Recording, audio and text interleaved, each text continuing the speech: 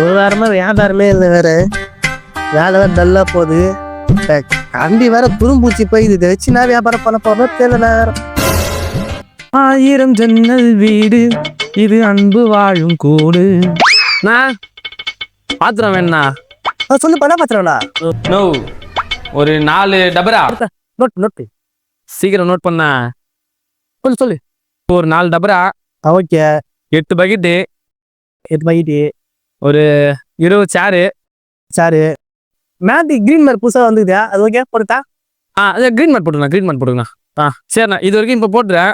நான் வேறு எதுனா இருந்தால் உனக்கு கால் பண்ணி சொல்கிறேண்ணா. எவ்வளோண்ணாச்சா? வந்துடும்டா. பா 50,000 ரூபாப்பா. ஓகேண்ணா. தம்பி என்ன ஃபங்க்ஷனா? வீடு கொடுத்தனமா?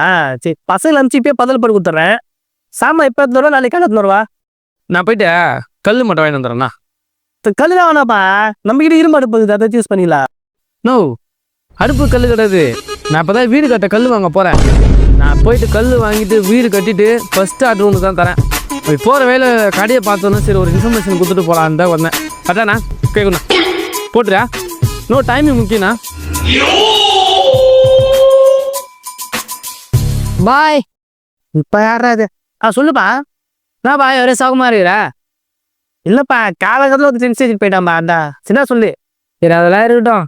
இப்போ குழந்தைக்கு பிறந்த நாள் வருது. ஒரு 500 பேர் சாப்பாடு போடுற மாரியா டபரா சேரு பந்தல் ஒரு டேபிள்லாம் போடலாம். அதனால கொஞ்சம் பார்த்து அது எவ்வளோன்னு சொல்கிறேன். அதெல்லாம் இருக்கட்டா. ஃபஸ்ட்டு டேட் சொல்ல.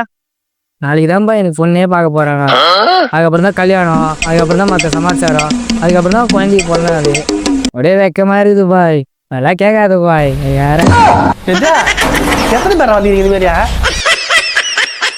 கஷ்டப்பட்டு கடை திறந்தா இவனுக்கு வந்து ஏமாத்திட்டு போறாங்க.